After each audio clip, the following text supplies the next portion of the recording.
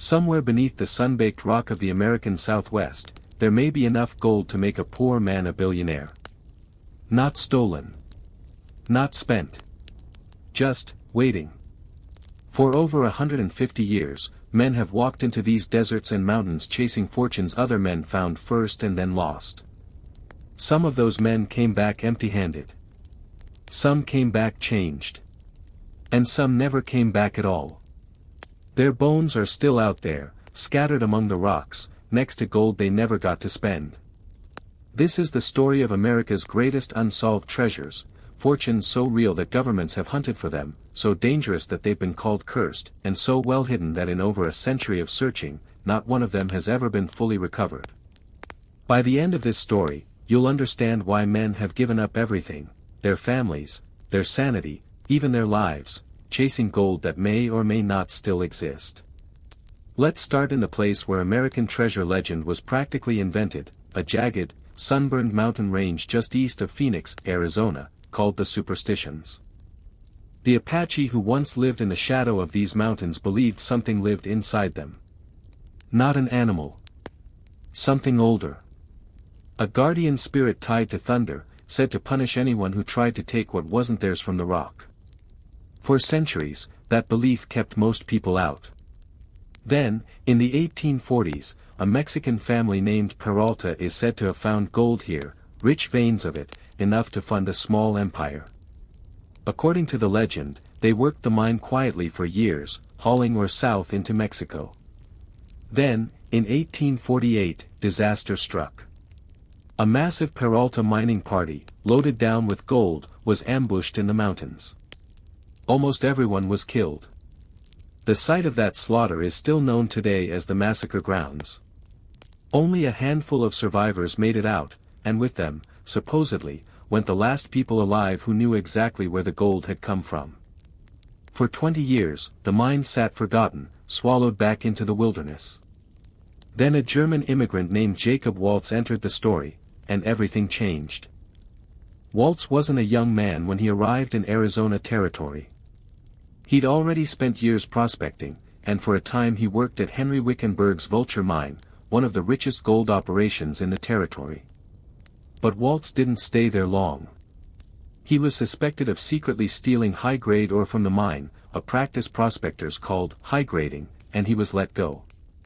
Not long after, Waltz supposedly crossed paths with a descendant of the Peralta family, who, the story goes, either sold him the mine's location or simply told him where it was, out of friendship. Whatever happened, Waltz began making regular trips into the Superstitions. Between 1868 and 1891, he came and went from those mountains more than a dozen times, and every time, he came back with rich gold ore. People noticed. People followed him.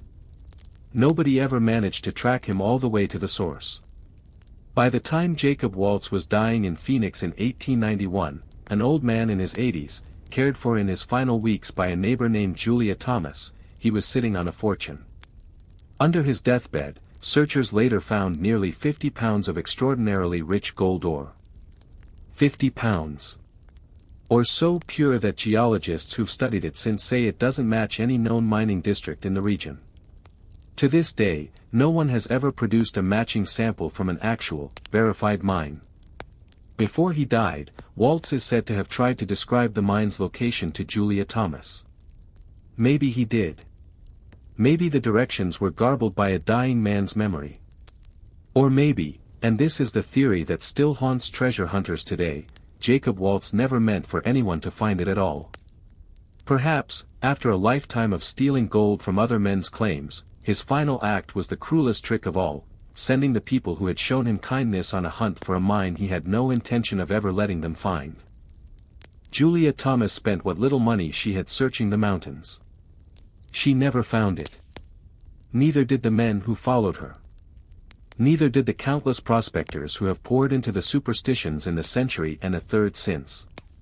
And people kept dying trying. In 1931, an elderly adventurer named Adolph Ruth walked into the Superstitions convinced he had cracked the code to Waltz's mine. He never walked out. Months later, searchers found his skull out in the wilderness, with 2 holes in it, nearly a mile from the rest of his remains. Was it an accident? A fall? Something worse? No one has ever definitively said. In 2009, a Denver hotel bellhop named Jesse Capen, who had become consumed by the legend, took a month off work and went into the mountains alone to search.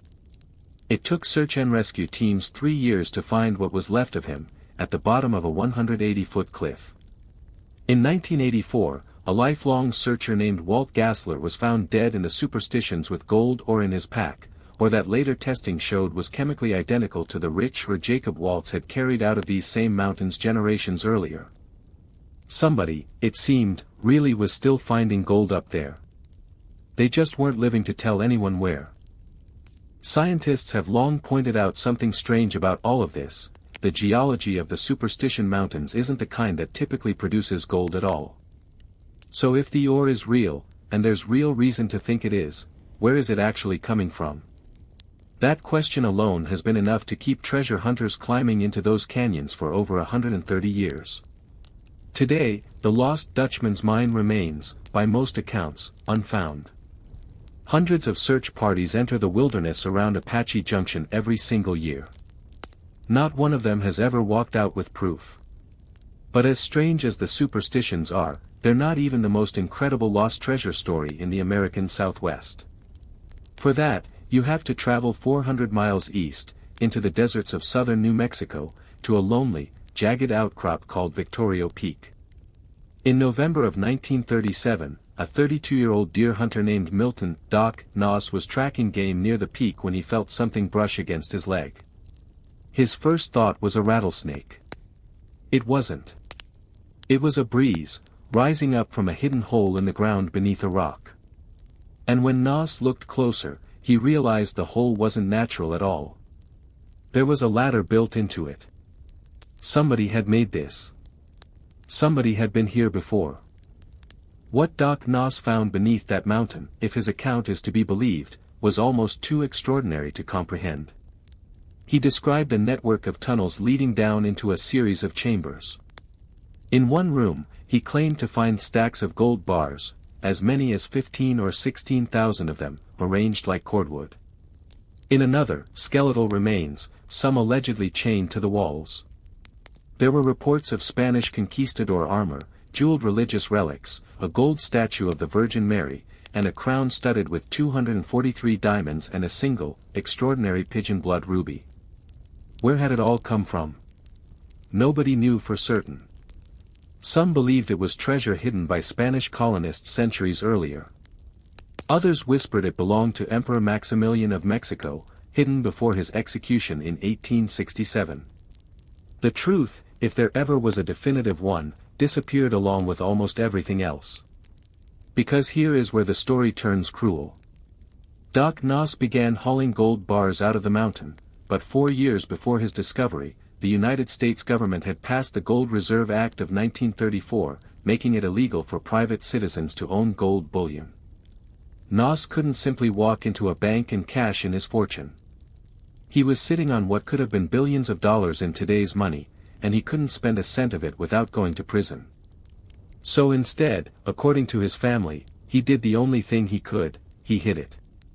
He buried gold bars all over the surrounding desert, planning to find black market buyers later, trusting no one, not even his own wife, Babe, with the full picture of where everything was hidden.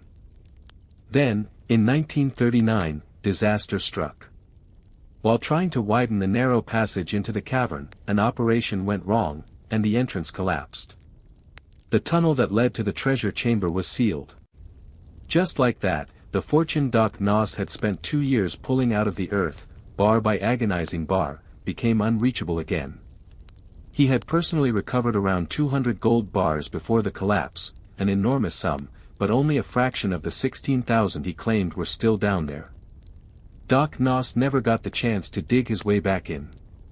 In 1949, he was shot and killed by a business associate named Charlie Ryan, who accused him of fraud, in a dispute that, depending on which version of the story you believe, started over accusations that Noss had faked the whole discovery to lure in investors.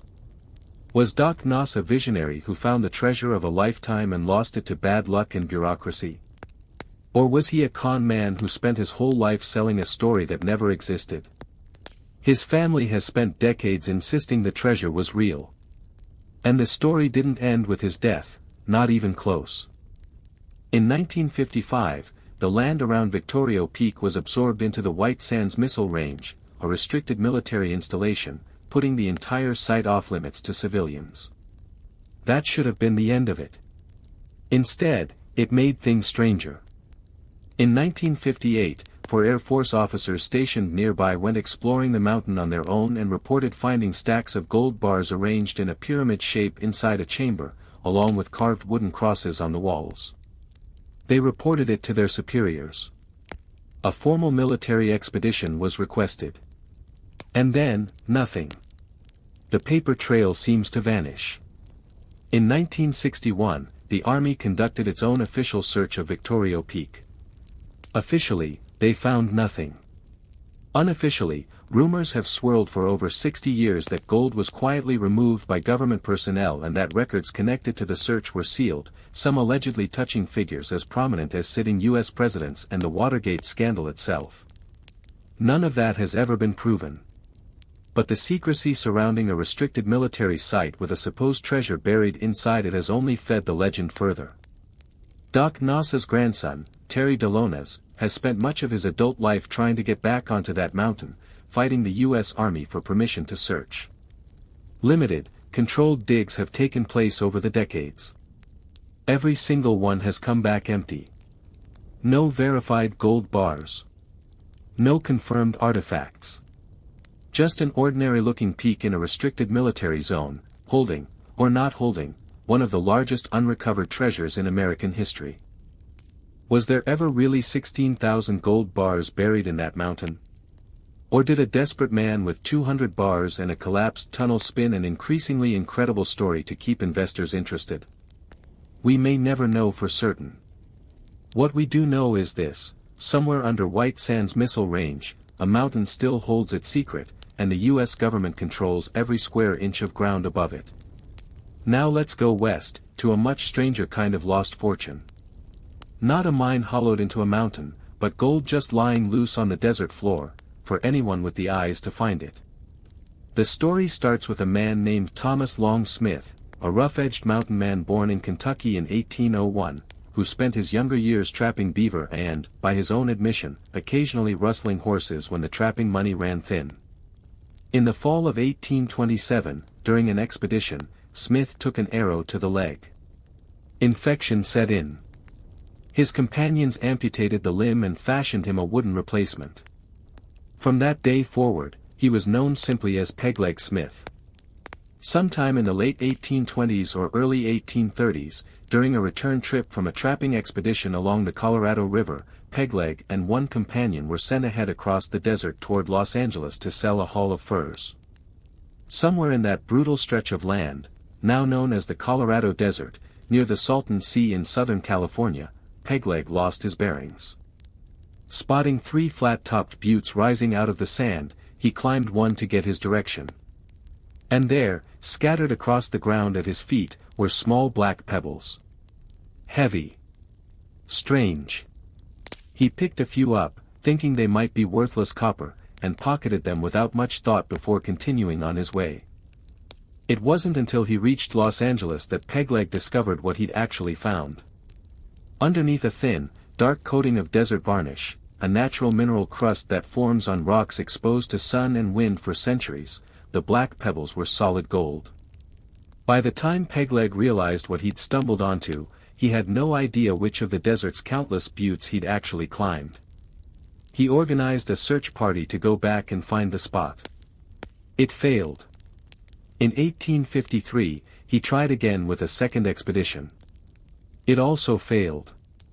The desert, it seemed, had swallowed the location whole, the same way it swallows footprints in a sandstorm. Pegleg Smith died in 1866, in a San Francisco poorhouse, having never relocated his own fortune, and having earned a reputation, fair or not, as a man who was almost as skilled at telling tall tales as he was at trapping beaver. You'd think that would be the end of it. It wasn't. Indigenous accounts from the region, separate Apache and Yaqui stories describing black-coated gold pebbles scattered across specific patches of desert, lent unexpected credibility to Pegleg's account long after his death.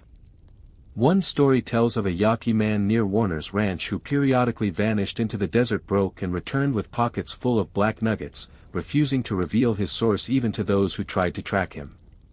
When he died in a fight, thousands of dollars in black-coated gold were reportedly found hidden in his bed. In the 1930s and 1960s, letters poured into the offices of Desert magazine from readers claiming to have rediscovered Pegleg's gold. Remarkably, at least one of those letters arrived with actual gold nugget samples enclosed, samples that were tested and confirmed to be genuine gold, coated in the same telltale black desert varnish described in the original legend.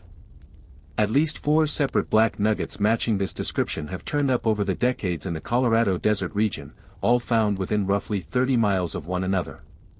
And yet, despite that tantalizing physical evidence, nobody has ever definitively relocated the original site, the 3 buttes where Pegleg first picked up those strange black stones. The desert has claimed its share of searchers here, too. A man named Walter, Dutch, Everett vanished while hunting for Pegleg's gold. His pack mules eventually wandered back to civilization alone, without him. In 1939, a well-funded and widely publicized expedition led by a man named Charles Knowles combed the region near Ocotillo Wells and Tule, Washington. It came back with nothing. Today, the legend has become something of a local institution in Borrego Springs, California. Since the 1940s, storytellers have gathered every year for the Pegleg Smith Liars Contest, where each participant adds a rock to a growing monument pile and spins their own tall tale about the lost gold, a tradition that treats the legend with equal parts reverence and wink-and-a-nod showmanship. Modern searchers still comb the volcanic formations near the Superstition Hills and Fish Creek Mountains, armed with GPS units and drones their predecessors could never have imagined. The desert, so far, remains just as uncooperative as it was in Pegleg's day. So what actually connects these 3 stories, a cursed mountain in Arizona, a sealed military cavern in New Mexico, and a scattering of black gold pebbles somewhere in the California desert? It isn't just gold. It's the particular, almost cruel pattern each of these fortunes follows. In every case, someone found something extraordinary. And in every case, something happened almost immediately afterward that made the fortune impossible to fully claim. Jacob Waltz died before he could, or would, give clear directions. Doc Noss lost his tunnel to a collapse and then lost his life to a bullet before he could reopen it. Pegleg Smith lost his bearings in a desert so vast and so uniform that a single landmark can vanish among 10,000 identical ones. Layer on top of that a government that made private gold ownership illegal for over 4 decades, a military that fenced off an entire mountain range for missile testing, and a folklore tradition of curses and guardian spirits passed down for generations, and you start to understand why these fortunes have stayed lost for so long. It isn't just bad luck. It's bad luck, bad timing, secrecy, and geography, all stacked on top of each other, again and again. And it isn't only these 3. Across the American West, the same pattern repeats itself in dozens of other places. Men who found the Adams diggings in the mountains along the Arizona-New Mexico border and could never relocate it after an Apache attack scattered their party, prospectors chasing the Breyfogle mine in the deserts of Nevada, named for a man who stumbled half-mad out of Death Valley clutching gold ore but unable to explain where he'd found it, ghost towns across Colorado and California where entire mining operations were abandoned overnight, their claims and their exact locations lost to fires, floods, and fading memories. Some of these stories are almost certainly exaggerated. Some may be entirely invented, born from the particular loneliness and hope of frontier life, where a good story about gold in the hills was sometimes worth more than the truth. But some of them, the ore samples that don't match known mines, the gold bars military officers swore under oath they personally saw, the black nuggets that tested authentic under laboratory conditions, refuse to be dismissed quite so easily. That's really the uncomfortable, thrilling truth sitting at the center of all of this. We live in an age of satellite imagery, ground-penetrating radar, and metal detectors sensitive enough to find a single coin buried 3 feet underground.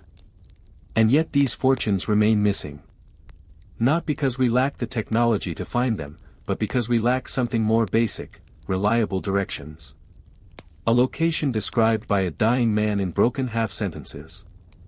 A tunnel sealed by a rockslide before anyone could map it properly. A butte among 10,000 identical buttes in a desert the size of a small country. Technology can search a location. It cannot invent one from nothing. Every year, people are still out there looking. Some are serious researchers, cross-referencing historical land records, old mining claims, and geological surveys, quietly convinced they've narrowed the search radius down to a few promising acres. Others are weekend adventurers with metal detectors, chasing a story that's been told and retold so many times it's practically become American folklore. A few, like the family of Doc Noss, have spent generations fighting a legal and political battle just for the right to keep looking. And somewhere out there, whether it's underneath a cursed Arizona mountain, sealed behind military fencing in the New Mexico desert, or scattered across black volcanic sand near the Salton Sea, there may genuinely be a fortune still waiting.